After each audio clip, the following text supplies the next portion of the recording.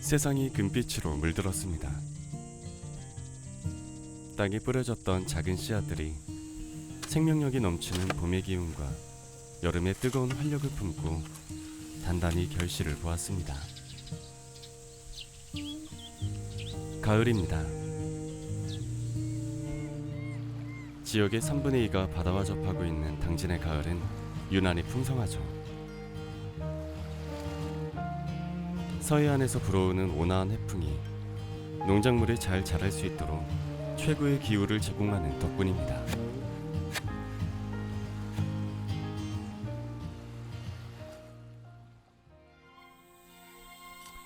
당진에는 서해 해풍과 함께 빼놓을 수 없는 천혜의 자연 조건이 또 하나 있는데요. 바로 미네랄이 풍부한 황토, 토양입니다. 당진의 대표적인 가을 수확물, 고구마.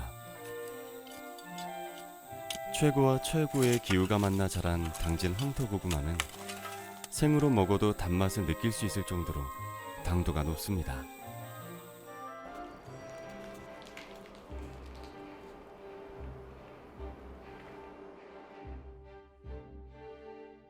당진의 꽈리고추 생산량이 전국 1위라는 사실 알고 계신가요?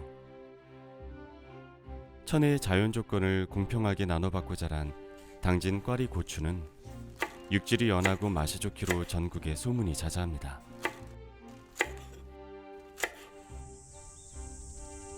가을은 사과의 계절이라고 해도 과언이 아닙니다.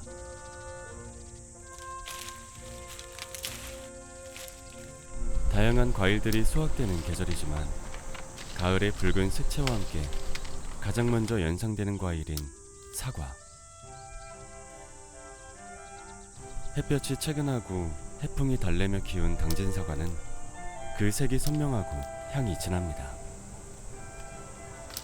수분이 적당한 과육은 씹으면 씹을수록 단맛이 나고 삼킨 후엔 입안 가득 감칠맛도 느껴지죠.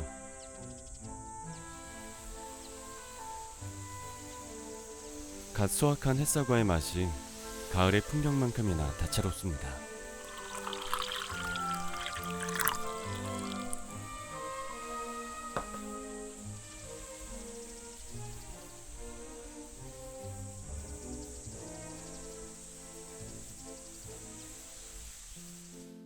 당진에는 꼭 먹어봐야 하는 9가지 먹을거리, 구미가 있는데요.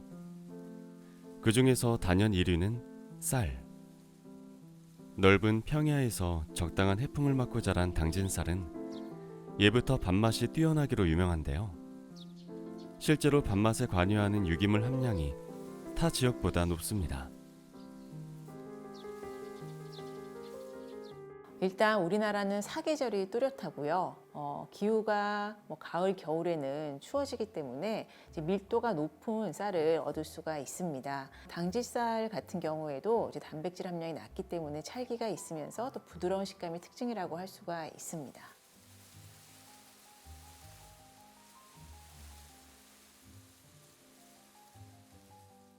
그리고 쌀을 이제 입자를 봤을 때 그런 하얀 순도가 굉장히 높기 때문에 밥을 해놨을 때도 그런 식감이라든지 그런 것들을 먼저 시각적으로 느낄 수 있기 때문에 그 당진쌀의 그런 우수한 점과 또 연결을 시킬 수 있을 것 같습니다. 한국인은 밥심으로 산다는 말이 있습니다. 밥을 먹지 않으면 제대로 식사를 하지 않은 것 같고 또 오랫동안 먹지 못하면 밥이 그리워지죠. 코끝을 자극하는 구수한 밥 냄새를 맡으면 자연스럽게 떠오르는 추억 하나쯤 갖고 계시지 않나요? 우리에게 밥은 단순히 먹는 음식 그 이상의 의미가 있습니다.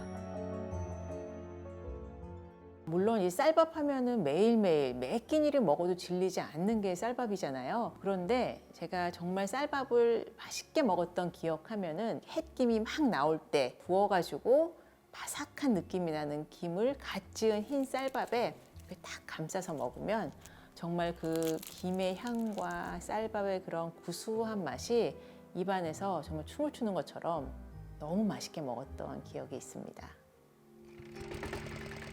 한국인이라면 다 아는 그 맛.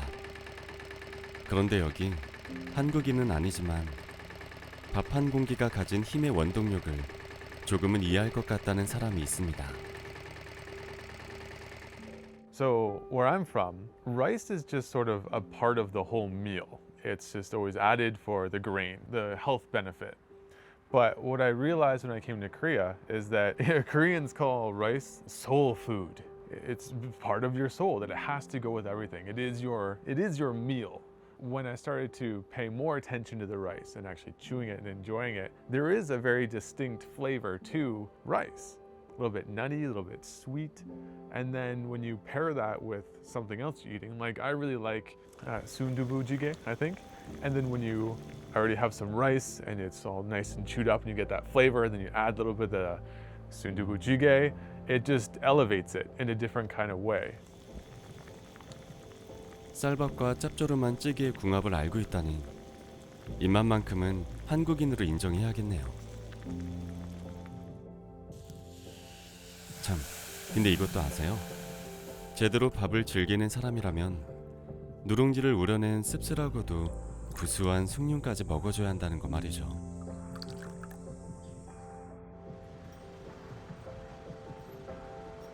쌀로 꼭 밥만 지어 먹었던 것은 아닙니다.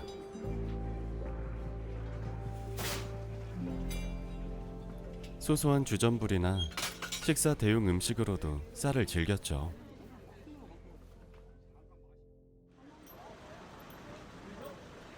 서울 망원시장에 가면 2대째 운영하는 떡집이 있습니다. 명절이나 100일, 돌, 환갑 등 삶의 중요한 순간마다 빠지지 않는 떡. 쌀밥만큼이나 우리의 삶에 깊숙이 스며든 음식입니다. 가을 햅쌀로 빛는 오려송편. 오려란 올벼라는 뜻으로 그의 추수한 햅쌀을 가리키는 말입니다. 밥을 지을 쌀도 부족했던 시절, 밥보다 쌀이 많이 들어가는 떡을 해먹는다는 것은 사치스러운 행위였습니다. 그래서 집안에 귀한 경사가 있을 때나 이웃들에게 떡을 돌리곤 했는데요. 거기에 우리 조상들은 떡마다 어울리는 의미를 부여해 더 귀하게 여겼습니다. 예부터 송편을 예쁘게 빚으면 좋은 반려를 만나고 예쁜 아이를 낳는다고 했습니다. 달의 모양을 본떠 만든 송편은 풍요와 다산의 의미가 있죠.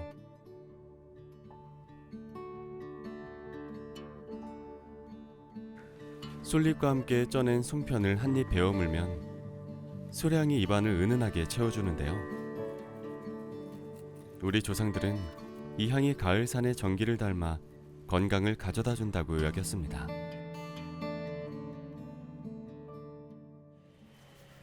의학이 발달하기 이전엔 아기가 100일을 넘겨 자란다는 건 매우 힘들고 어려운 일이었습니다.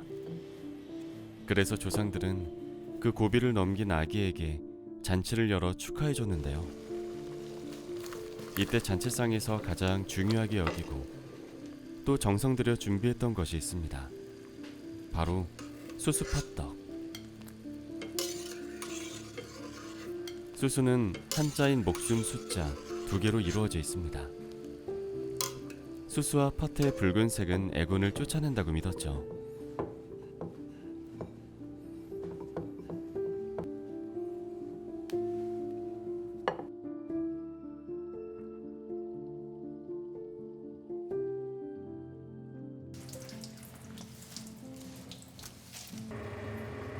본래 떡이 귀한 먹거리였기 때문일까요? 떡에는 유난히 좋은 것을 의미하는 관용적 표현들이 많이 있습니다. 이게 웬 떡이냐? 내 말만 잘 들으면 자다가도 떡이 생긴다라는 말이나 명절 즈음하여 회사에서 주는 보너스를 떡값이라 지칭하는 표현들이 그렇습니다. 떡 자체가 부귀영화의 뜻을 가진 것도 있습니다. 떡 중에서도 가장 흔한 떡으로 쌀 말고는 딱히 들어간 게 없어 취향을 잘 타지 않는 우리가 가장 잘 아는 대중적인 떡, 가래떡입니다.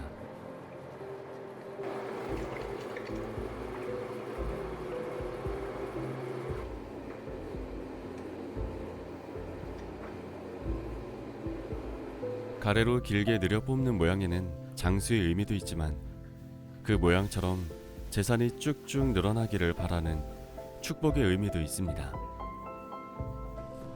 가래떡을 썰 때도 엽전의 모양처럼 둥글게 썰어 부귀의 기운을 끌어오고자 했습니다. 그래서 새해에 떡국을 먹는다는 건 부의 기운도 함께 먹는다는 의미인 것이죠. 씨루떡은 잔치, 제사, 장례, 개업 등등 집안 대소사에 빠지지 않고 등장합니다. 팥의 붉은색이 잡기를 쫓고 복을 불러들인다고 믿었기 때문인데요. 별미를 넘어 뜻을 담아 만들어낸 음식, 떡.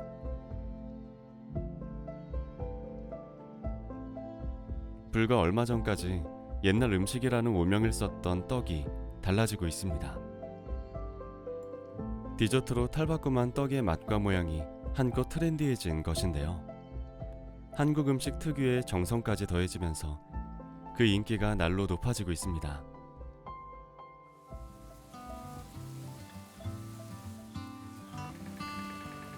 오랜 시간 우리의 주식으로 식탁을 채우던 쌀은 한식 디저트에서도 빠질 수 없는 중심 재료가 되고 있습니다. 우리의 주식을 넘어 다양하게 변해가고 있는 쌀. 새하얀 도화지에 더 풍성한 그림을 그려넣을 수 있는 것처럼 새하얀 쌀 역시 무한한 맛의 잠재력을 가지고 있습니다. 쌀의 다음 행보가 더 기대되는 이유죠.